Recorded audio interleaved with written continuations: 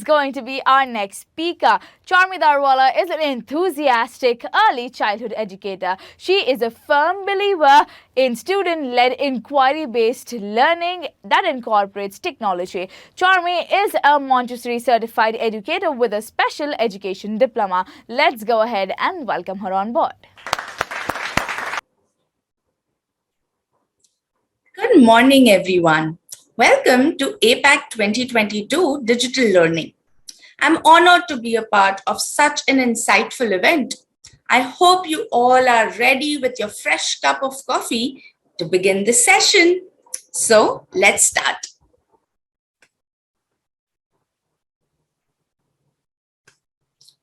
Today, I'll be talking to you about research in early years using technology. Let me walk you through the presentation's agenda. So we will begin by knowing a little bit about me before diving into the topic of research. And don't worry, before I conclude the presentation, I'd like to share some observations on how technology has helped my learners widen their horizon and find answers to their questions. So without much ado, let's quickly start. So about me, my name is Charmy Daruwala. I am a homeroom teacher at Adani International School. I've been teaching for around 5 years now, but I've not always been a teacher. Before coming to the teaching sector, the education sector, I was working in a corporate sector for 5 years. A teacher's ultimate objective may be to be an excellent teacher with the kids or amazing at teaching, or it can be a combination of both. This is something that all the teachers think of. But for me, I had to take it up a notch given I was changing my field altogether. So when I became the tech integrator at my school, I figured that yes, tech is that X factor. Looking at children be independent, take charge of their learning was something I enjoyed. So I decided that tech is going to be my focus point.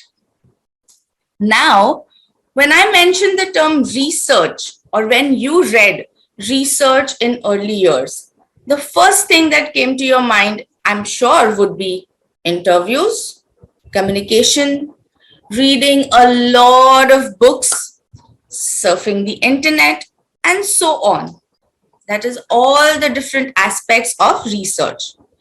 And when I talk about early years, we think about our adorable, joyful, tiny tots. But when I club the two, how do they research? It's a big term for them, and they're hardly 5 years old. There are some who are not even 5. So to answer this question, I'll begin my presentation by providing you with an introduction, with a roadmap of how we conduct research, how we start research before infusing the technology element to it. I hope you all are patient, and I'm sure towards the end, you're going to have an amazing view of our little presenters presenting their research to all of you. So the next slide, how do we exactly start? Because they're 5, they have to first know the basic of research. So we start with question words.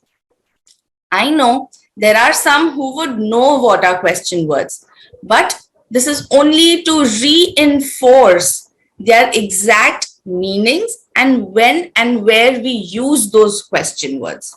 So as you can see in this image, this is how we convey the research, the basic of research, the question words, the foundation of research, because any research begins with a question, a driving question. Moving on to the next thing, once we are sure that yes, the question words are clear to all our learners, we move on to gauge their understanding. How do we do that? Can we just take a test? No. We do something very, very fun. We start our mornings by a morning meeting and we talk to them about what is the question, where we give them the answer and they have to build a question to get to that answer. For example, I ask you, the answer is watermelon. What question are you going to ask? We had some amazing responses like, what is green and red? What is green and red with sweets? What is hard outside and watery and soft inside? So all of these were the questions that our learners came up with. And it reinforced the fact that yes, question words are clear. Once question words are done, any research only is driven by a key question, a driving question, a burning question. So we take the learners to first decide their favorite topic, any topic that they want to know about, they want to learn more about. So for now, for this presentation purpose, I have taken the top 3, the topics picked by my learners: cars, flying cars, and penguins. Now we ask them, once the topic is decided, we ask them, how about a burning question? When you decide of cars, what do you want to know? Can we know everything together about cars? No. Pick one burning question and let's move ahead with it, finding the answers. Towards the end, I will be sharing their key questions and the image of their presentation with you for all of these 3 topics. Once that is clear, once we have the topic in place, once we have the question in place, we ask them the true meaning of research as per them. We all know the definitions, we hardly remember it, but it is all about our understanding. And for 5-year-old to understand the importance of research, we start with a basic question. You can see the questions highlighted here in blue. What does the word research mean? Once that is done, we move on to what would you like to research about? And towards the end, we ask them, what do we need for it? How do we do that? And we have amazing responses from our learners yet again. Next comes the research process. We talk to them about the entire process. Like we start by giving them example, coming to school. Before coming to school, we have all the other things to do. Just like that, to start our research, to find our answers, we have so many things and the order that we have to do in. If you see the tiny box there, it says cite your resources. Big word again for a 5-year-old, but we tell them, wherever you get your answers from, be it mama, papa, anyone you interview, books you read, online, wherever you go, the sites you visit, you have to say thank you. At 5 years, at that level, at that age, we are building academic honesty. We are building truthfulness that yes, I've got my information from this person or this site that I visited and I'm thankful for it. Next, we move on to the technology part. Yes, something that I enjoy. We start by safe search engine. Because when I say research online with technology, what do you think? Google. We all think about Google. But is it safe enough for our learners? Is it something that they can go on without any parent intervention, without anyone being around them? No. We only think about pop-ups, we think about ads, we think about everything that is not child-friendly. So, Safe Search Engine is our go-to here. Learners are introduced to safe search engines, and before that, we talk about our agreements. We sit together and agree on 3 simple agreements that we always ask our parents or teachers before we get on the computer. Next, we stick to the place that is right for us. So if I have introduced 3 search engines, learners will choose one and will stick on that one. And third, We always ask for help because why not? So next you will see that what are the 3 search engines that I have introduced to my learners. Kiddle, Wacky Safe, Kidtopia. Talking about research, like I said, I have never been from a tech background. I never had a tech background, nor in my family anyone had. So for this, I had to do my research and pick out 2 other options. We always had Kiddle in our school bank. Kiddle was our go-to safe search engine, but it's important to give learners the variety, the option of at least 3 for them to be an agents in their learning, for them to take ownership. Yes, I like this website. This is where I'm going to go to. Like you can see in Kiddle, it is interactive, very similar to Google. Next, we had Wacky Safe. Now, why Wacky Safe? If you log into Wacky Safe, we have a mic tool. This is helpful for our learners who are still learning to frame sentences, who are still learning to type sentences or even words. It is for them. And the last one, Kidtopia. Amazing search engine again. It helps learners with the keywords. You can directly click on the shortcut and go to your research and find answers. So these were the top 3 that I could connect with, and I introduced them with my learners. What happens after you give them the safe search engines? Yes, everyone will hop onto it. Everyone will be finding a question, their topics, and they are ready to research. But do we start that way? No.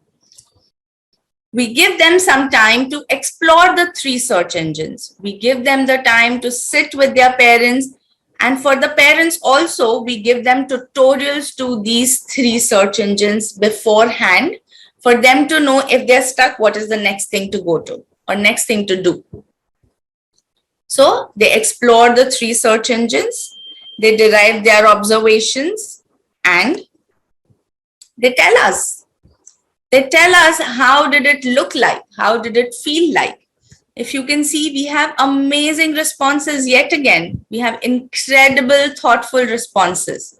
Like we had a child say, she liked it more because it had buttons to press and there were videos. We have another child say they liked, it looked beautiful, and then they searched about animals. This is what we want, student agency. We want learners to enjoy what they're doing. Next, after search engines, we have established all the foundations of research. We move on to the tools of presenting. I have all my information with technology, but where do I put it? If it's us adults, we can quickly move on to our presentations. We can quickly move on to our notes and we can start typing. Is it the same for our learners who are 5? No. So it is important that we ask them, what do they think? Where can they save things or where they can make notes of things? I'll show you the 3 tools that we introduced. First, obviously, we give them charts because they're still learning technology. This is only for learners who are still getting their way through with technology, and we don't want them to struggle. They are already researching about their topic on the internet using technology, but they're still not 100% there. So we give them the option of charts. Next, we have Padlet. As we all are aware, Padlet is an incredible tool to add our responses, to work collaboratively. So all our learners are either posting pictures, videos, voice recordings, and their observations and learnings on Padlet. And of course, last we have our traditional presentation tools, Google Drive, Google Slides, and PowerPoint. The entire exercise has taught me the top 4 things. That technology, when blended with research, gives exposure to numerous media informations. For example, if you give a child a book to read, he can grasp only as much as it's mentioned in the book. It's one book. If you give him 10 books, he'll read it, but over the period of time. Again, it is limited to that book only. So technology gives a lot of information. It is a big reservoir of knowledge.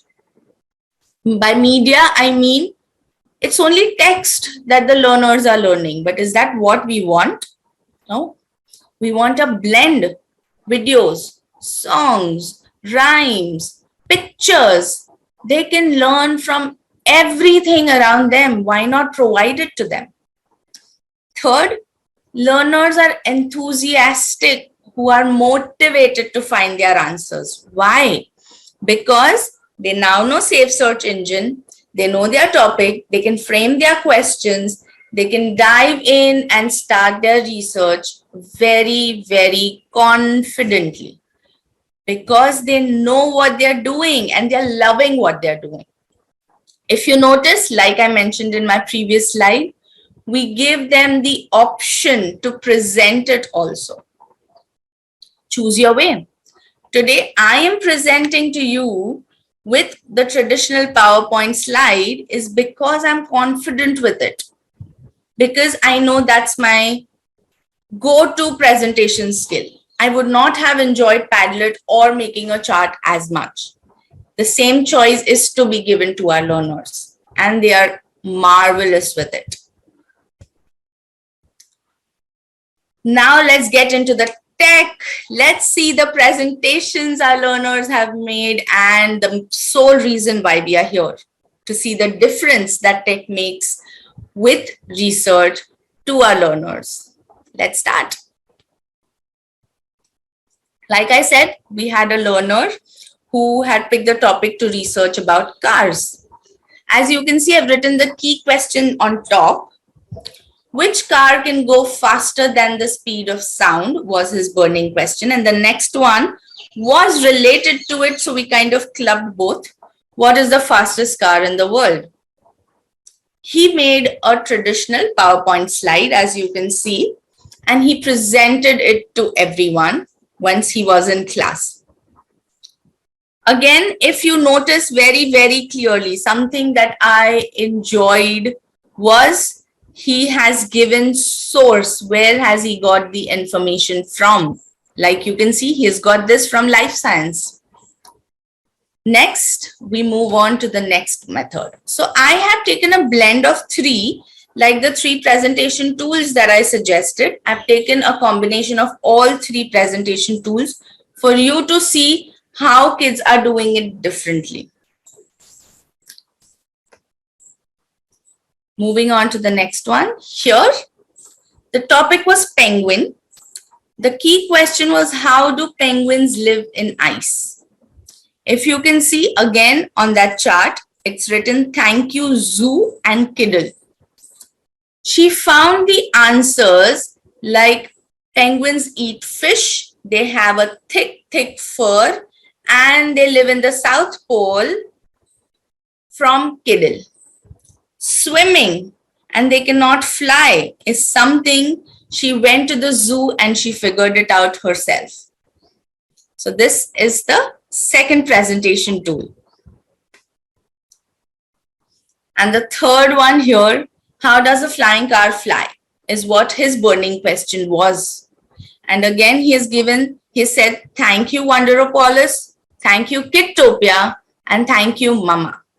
The presentation tool he used here was Padlet. He inserted picture of the flying car and he has taken his mama's help again because he said thank you. He's taken mama's help here to paste the information and then he confidently presented to his classmates here. This is what research with technology looks like. It gives our learners power to their learning.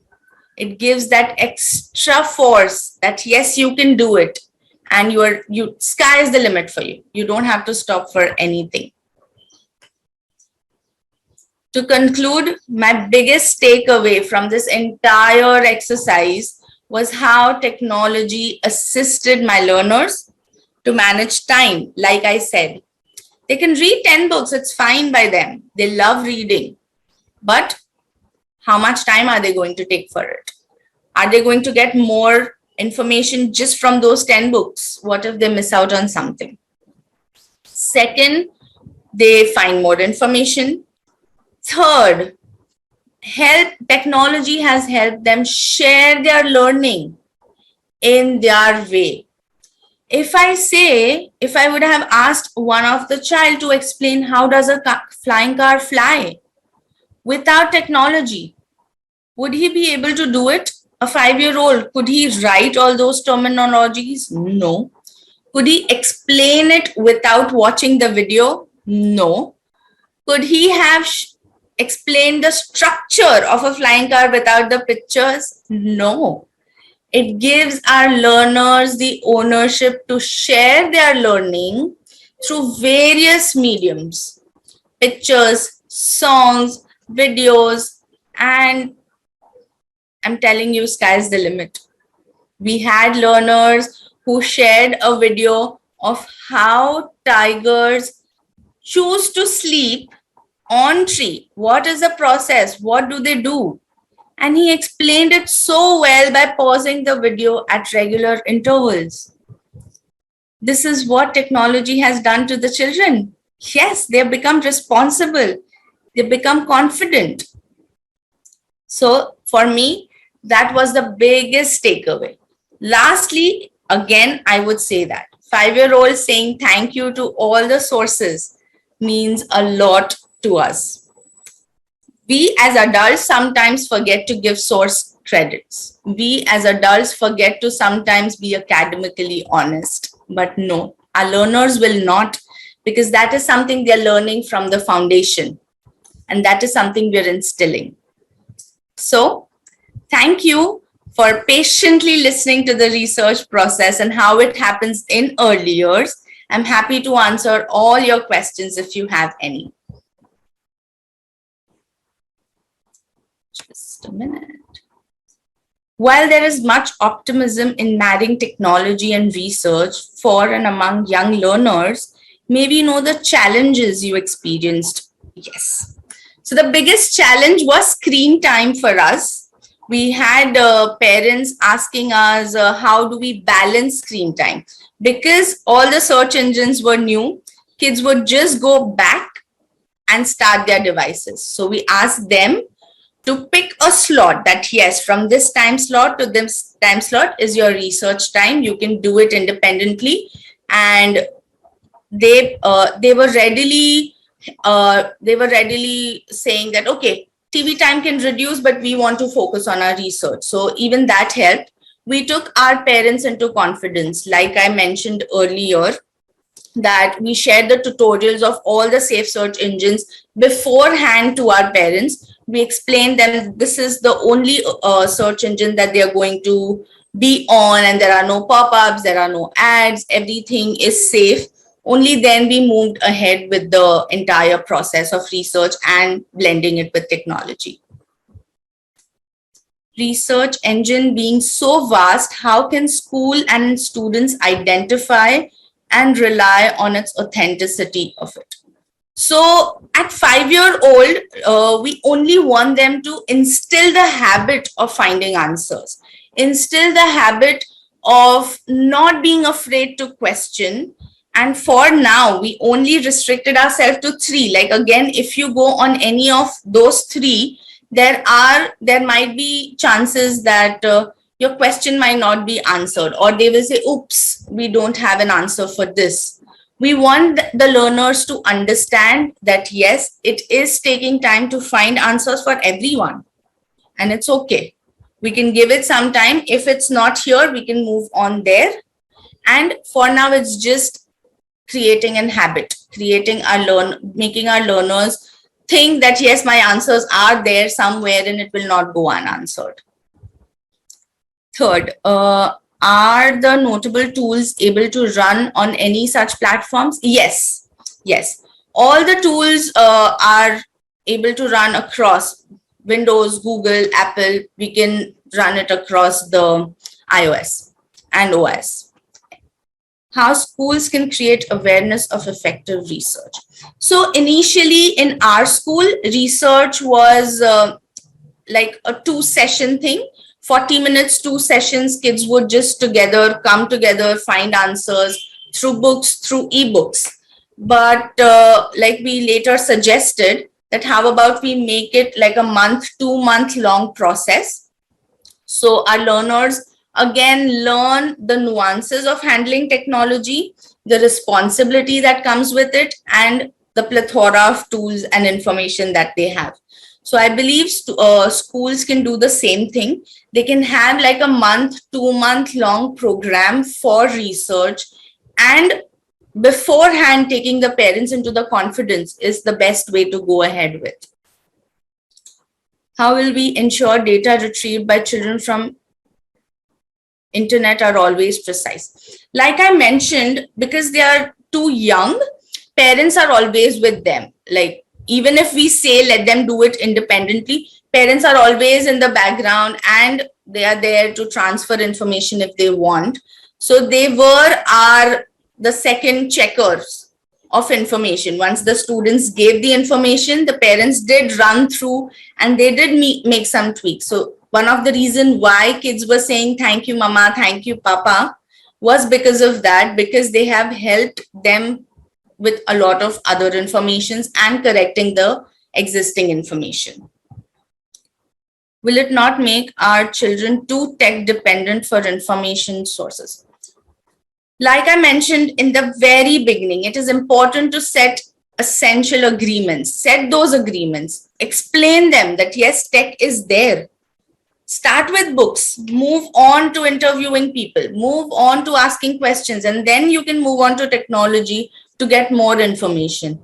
It is all about balance. It is all about talking to them, and it is all about setting those ground agreements together where they are together. They are an equal participant. How can we manage and minimize the negative impact of our digital footprint? So the 3 search engines that I will just move on to the next one later. So the digital footprint is basically what learners are doing. They're not getting addicted. For us, for every smallest thing, we move on to Google. Learners are not doing that. It is just for that 1 month, they're finding the answers. And then it slows down again because it's new. They're rushing to it. They're doing things. And then it slows down again. So our digital footprints are minimized in the best way possible because they're not doing it on a regular basis. Again, like I said, setting ground rules and making them understand this is the impact of everything that you are doing. Cause and effect is important to manage and minimize the footprints. Are there any free versions of notable tools? All the 3 tools that I explained, Kiddle, Kittopia, and WakiSafe, the 3 safe engines, they're all free. You can access it without even creating an account on those websites. So it should be fine. How did you prep the students as regards computer skills and vocabs? How long was the prep done? So ours was an Apple distinguished school. So our learners were very, very well aware of the iPads at home as well. Now, last 2 years of COVID have made our learners pretty tech savvy. They are confident of at least the immediate go-to, like we have Zoom and we have Google Meet. They're quite aware about those computer skills and how to use them, how to start a laptop or any device. When it came to vocabs, again, like I mentioned, we started with something very, very basic, gradually moving on to the process. So when I say it was like a 2-month process, it was a 2-month research program. The initial 15 days was just given to building their vocabulary, to setting those agreements, to explaining them the importance and the disadvantages of using a lot of tech. So the prep was for good 15 to 20 days. And then we moved on to safe search engines and finding answers. And the last 15 days were dedicated for their presentation. Will their habit of imagination decrease? Absolutely not. When I mentioned about the key question, that itself ignites creativity, that itself ignites imagination. There is no stopping to the imagination, because any topic that they are interested in, that they are curious about, they will be finding those answers and they will imagine to frame questions and know more about it. So don't worry.